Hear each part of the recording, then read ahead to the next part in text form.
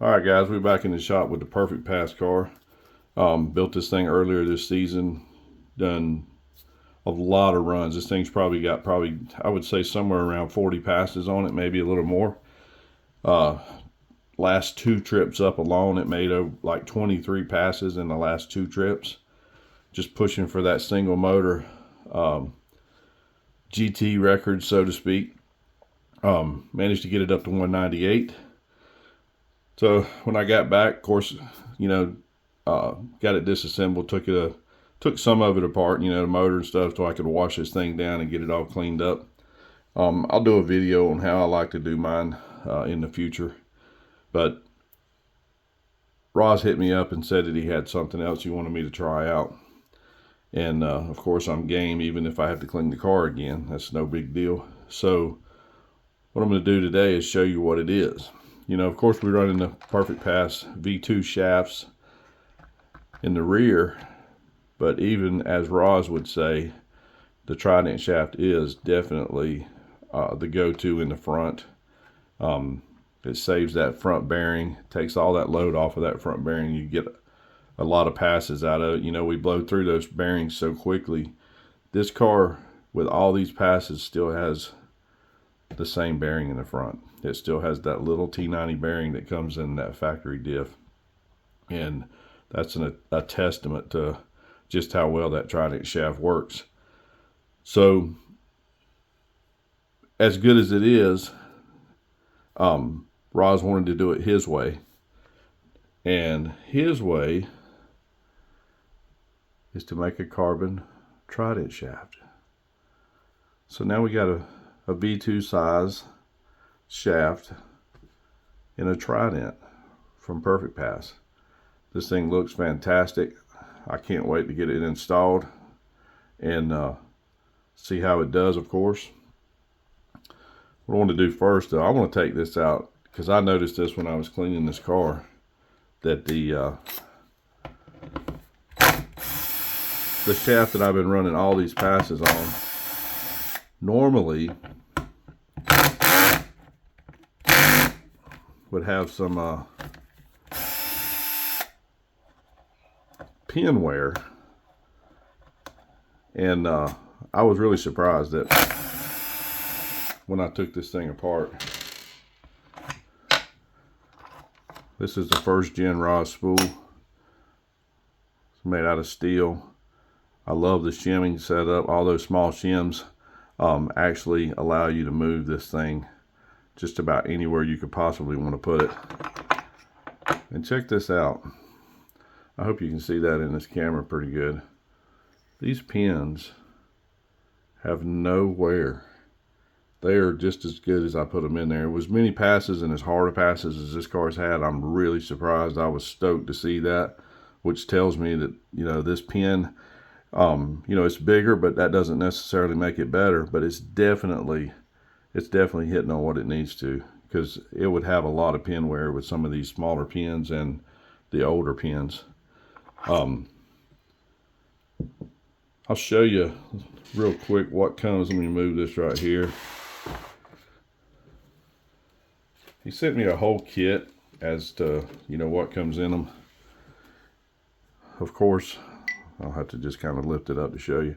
The Trident shaft, the cream of the crop shaft right there. A new rear shaft. Of course, these shims, all these small shims that come for your spool. Extra set of pins, which is great. You only need 3 because you got a Trident in the front. It's got the screws and a new set of bearings if necessary. But I can tell you that these little bearings in the placement of where they are, you would have a hard time blowing one out. It's great that they sent an extra set just in case something happens, but those things are going to last a long time. And of course, you got all the diff cups that come along. This is a new Trident cup. The great part is he did make them in an 8mm for those guys that are running those great scorch cases with the Habal gearing. So you still have that available to where you can run the 8mm input shaft that Habal does when they do those. And then lastly, the new spools are titanium, not steel anymore. It's titanium, and of course it comes with the cups for those. The kit's really well done. It has plenty of stuff in it, lots of grub screws, everything you need to make it happen. And you know, as far as the install goes, it's the same as what we did when I installed it to begin with. You know, it's just a cup change and then a shaft change. I think it's going to be really cool. I'm going to swap some of this stuff out and show you what it looks like. Alright guys, I got that front cup in. It's very easy to put in. Obviously it's the same as any other cup. Does have a double grub screw in it, which is great because Roz is doing that in a lot of things. If you clean the machining oil off of the grub screws and put you some Loctite on there, and you got two of them, they're not coming off. Everything's going to stay together throughout and should never come loose. I'm going to put that same shaft back in because I want to actually see just how long those pins last, and I'll save that other rear shaft for later. I have this spool already built, so what I'm going to do, I've got to get out and do some testing today, so I'm just going to use the same stuff, and I'll put that titanium spool in.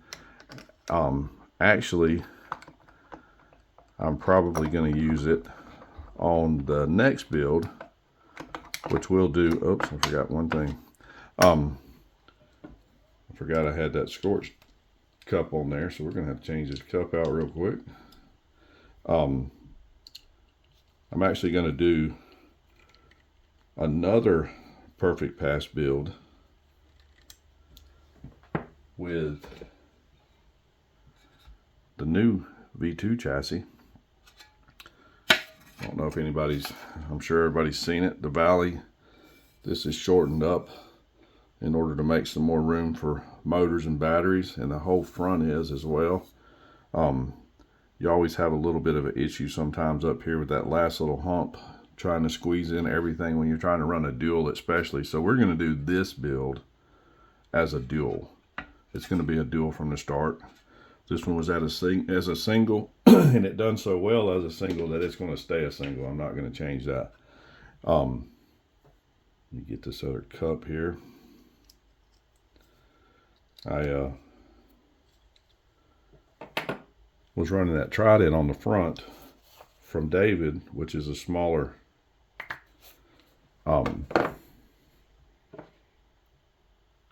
smaller ball end size on the cups. I almost forgot I need to change it. I'm just going to do it while I'm talking. So we're going to leave this one as a single. We're going to build that new chassis as a dual. We'll start on that soon. I got another build that I'm doing up now, finishing up, and it'll be a build video out really soon with it. It's actually the Fortec. It's getting ready to make it happen and have it ready, get some runs in here local. And then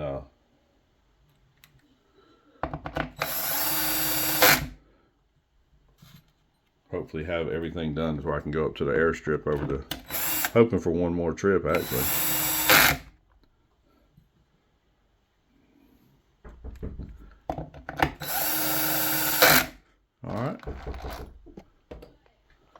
All right guys, there you go. I know everybody likes that carbon drive shaft look. I can say that I have ran Roz's carbon shafts since way before they ever came out to begin with the V1s.